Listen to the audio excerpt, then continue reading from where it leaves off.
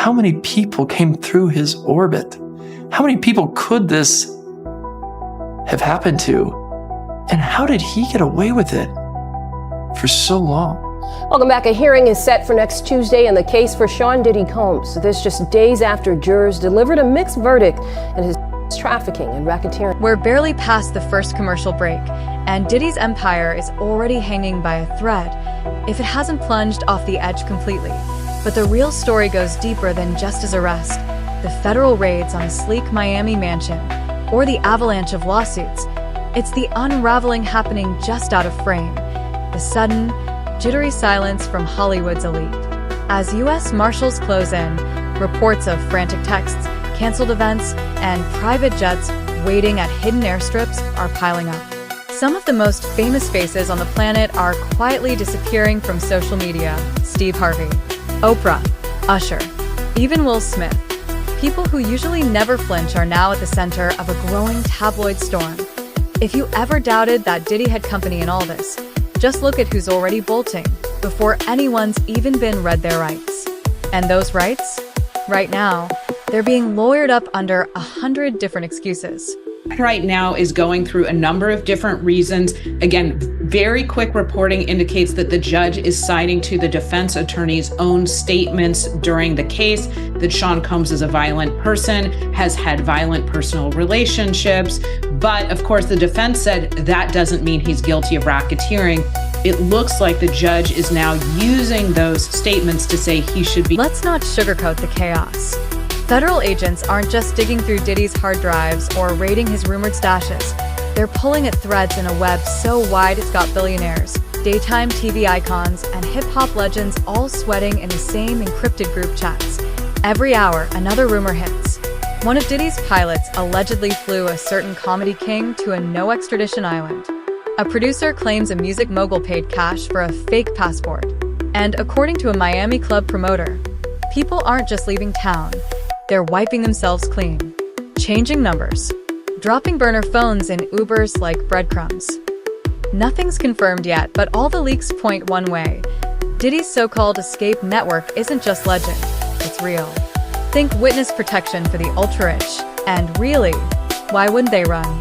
It's not every day that both the FBI and Homeland Security show up on the same warrant, or that private jets start filing flight plans to islands you need a boat and a favor to find. Inside Diddy's inner circle, whispers say offshore accounts, shell companies, and ghost wire transfers have already been activated. According to two longtime industry insiders, Diddy's contacts in the Caribbean and parts of Europe are already moving. If the feds drop a warrant on anyone connected to him, don't expect them to be on U.S. soil by morning. One former label exec laughed, half joking. Meanwhile, the rest of the industry is busy scrubbing their socials, unfollowing old friends, and lawyering up before breakfast, and O1's issuing statements. Same kind of extortion that we heard when Cassie took the stand and testified on that airplane ride back from France. Diddy said, "You don't do a freak-off, I'm going to release one of the freak-off videos that you are profiled in and humiliate." The panic isn't confined to Diddy's inner circle. It's spreading like wildfire. Stylists, drivers, bodyguards, and assistants are all getting calls from reporters, crisis PR teams, and federal investigators. Whispers of black books, encrypted chats, secret guest lists, and vanishing hard drives are flooding back channels. What should have been a weeks-long tabloid circus, the raid on Diddy's Miami compound, is now just the opening shot. The real drama is unfolding in penthouse suites, gated enclaves, and private hangars all along the East Coast. For every high-powered attorney denying everything on cable news, there's a frantic assistant somewhere shoving designer clothes into a duffel bag before the next headline drops.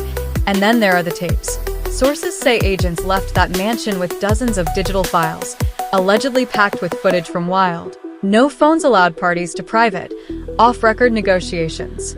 No one's seen them, but according to insiders, even a single frame could vaporize more careers than a decade of cancel culture. Two producers close to the investigation say it's far worse than what's being reported, and Beverly Hills boardrooms are in full-blown panic mode. The question on everyone's mind, are these tapes just evidence? Or are they the real nuclear option, leverage to keep potential witnesses quiet. Whatever's on them, one thing's certain: nobody wants their name anywhere near those drives. People I don't think realized was he had cameras all over the place, unbeknownst to them. And now he has all that footage, supposedly. This is what I'm told. So it's going to be really interesting to see what happens if, you're a huge, iconic, TV star or movie star, and you're in some very, very... You can't help but notice how fast some people are pulling away. Take Will Smith, for example. On stage in San Diego, sweating through denials with a forced smile. "Let me be clear," he told the crowd. "I'm not involved with Puffy, so y'all can stop with the memes." He even cracked a nervous joke about baby oil, an obvious nod to the 1,000 bottles found in those notorious raids. Funny? Maybe. But the audience smelled something else: desperation. That unmistakable scent you get when you're trying to outrun someone else's blast radius. Smith isn't alone. Jay-Z, once inseparable from Diddy at every VIP table in Manhattan, is now lawyering up and distancing himself, throwing around words like extortion and blackmail as he scrambles to escape the fallout. I mean, let's just be real for a second. There are a lot of lawyers who call this legal extortion, and that this is the way the legal system works, which is you threaten somebody with reputational harm. And in this case, it's interesting that Jay-Z, who's very wealthy, said it would be financial ruin. Meanwhile, 50 Cent, the undisputed king of shade, has seized every chance to call out who's dodging and who's pretending to be innocent. For him, it's almost a personal game. He's been trolling Jay-Z and Diddy on Instagram with throwback photos, songs like "Just the Two of Us" and jabs like "Friends till the end. Jay, you still there?" At this point, it's tough to tell if 50 is just stirring drama or dropping hints about who's next to fall. Let's not forget, this is the same 50 Cent who's been chasing Diddy for nearly 20 years, calling him out in songs, battling him in court, and now riding the wave of the Netflix docuseries, hyping it since the cuffs clicked on screens across America. What started as a side feud is now the main event, and 50 isn't about to let anyone forget who sounded the alarm first. Just when you think the cast can't get any stranger, here comes Steve Harvey. Usually he's more Family Feud than federal fugitive. But Harvey's been spotted at enough questionable parties and name-dropped by anonymous sources. According to a talkative pilot, he has just enough international ties to raise eyebrows when he jets out of the country the same week a subpoena lands. There's no direct link to the headline crimes yet, but his sudden disappearance has tongues wagging. In the blink of an Instagram refresh, he's gone from beloved game show host to person of interest. And then there's Oprah, the last person you'd expect to hear tied to this drama. But there she is, popping up in whispers and DMs, mainly because she's the biggest fish in this celebrity pond. Industry insiders say she's been working overtime to distance herself, pulling out of events and dialing up lawyers. It's classic damage control. Get ahead of the story before it gets ahead of you, and of course, 50 Cent isn't letting up, dredging up old beef for clicks and reminding everyone that even America's most untouchable icons aren't safe from a little tabloid firestorm. This guy, 50's not to be. Oh, Tone. 50's not to be. Fifth, y'all don't even. Fifth is Play around different. if you want to. Fifth is different. Let's not forget Usher, the only one on this list who actually lived under Diddy's roof. Back in the 90s, a teenage Usher was thrown into Diddy's infamous Flavor Camp, a place he admits was wild, though he still won't reveal exactly what went down now. With every new lawsuit and raid, old interviews with Usher are resurfacing, clipped, and replayed across every platform. It's like a haunting time capsule, a stark reminder that this saga's roots stretch back decades to a world ruled by people who never expected anyone to call out their rules. Even now, Usher insists he wouldn't send his own kids to Puffy Camp.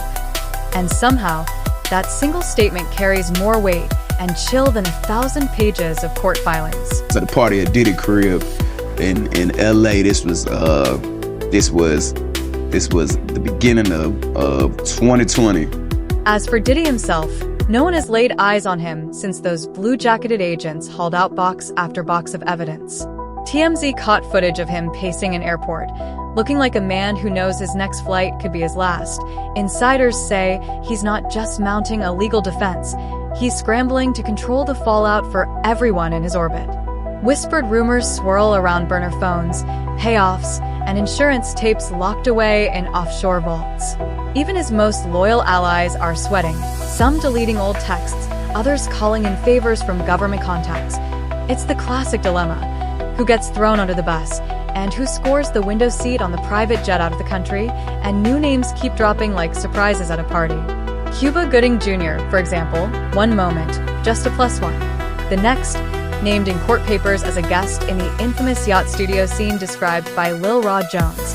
If even half of what these lawsuits allege is true, this isn't just one man's fall from grace. Well, the things that I experienced with him were monster-like.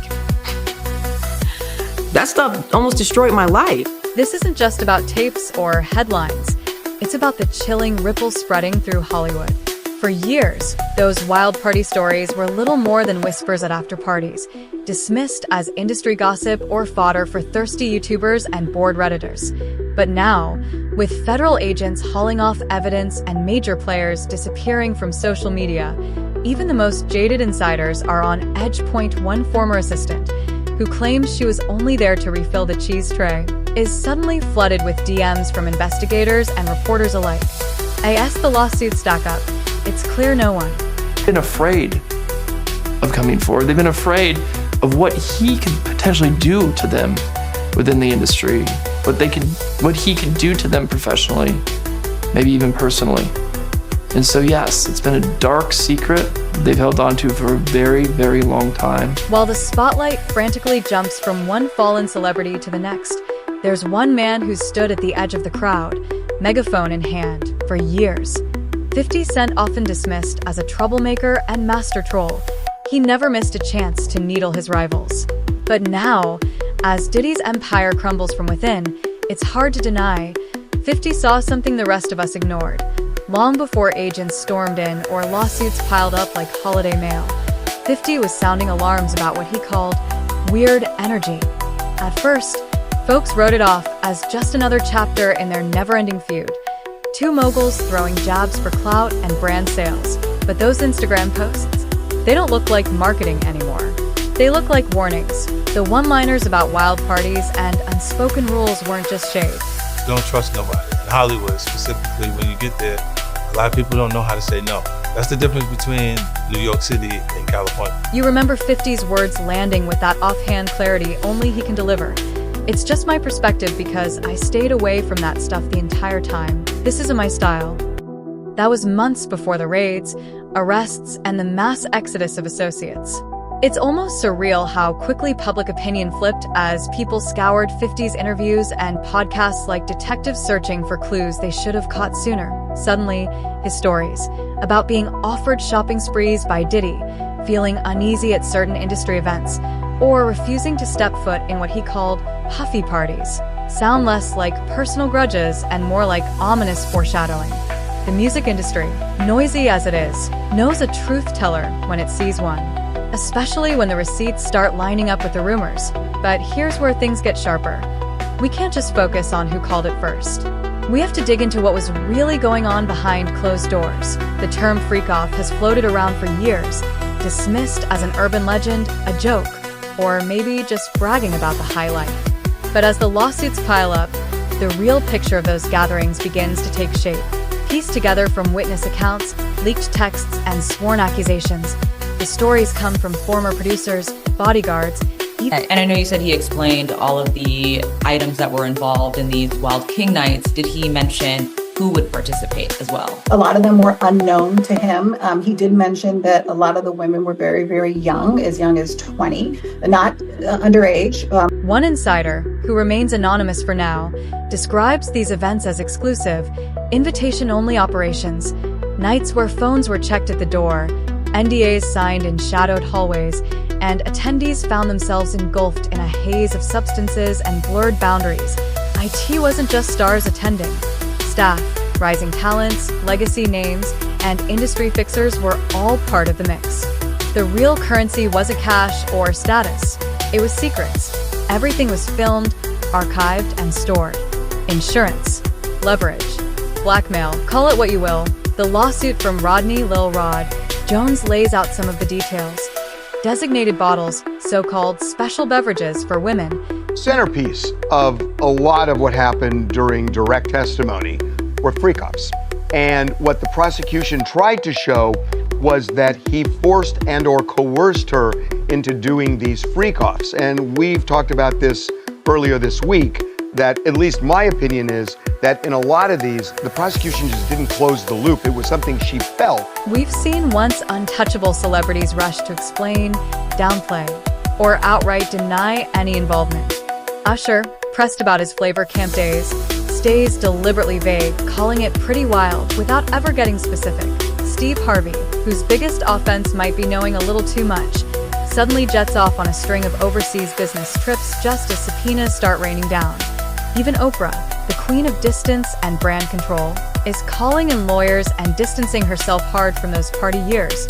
We know the script by heart. It was just business, just networking, just a misunderstanding, just a few old photos that don't tell the whole story. But with every denial and every silence, the suspicion grows louder that these names didn't just show up, they enabled. It always feels like that, especially before federal trials, because you get to read the indictment, you have all the, not all, but you have much of what the prosecution is going to be. But there's something additional. Of their strategy. There's something additional here. You're right that they hear about all of that, but what they're also hearing is these other lawsuits that have been filed by all these civil law. The fallout is hitting the next generation hard. Young stars, influencers, even athletes who once saw Diddy's empire as a golden ticket are now second-guessing everything.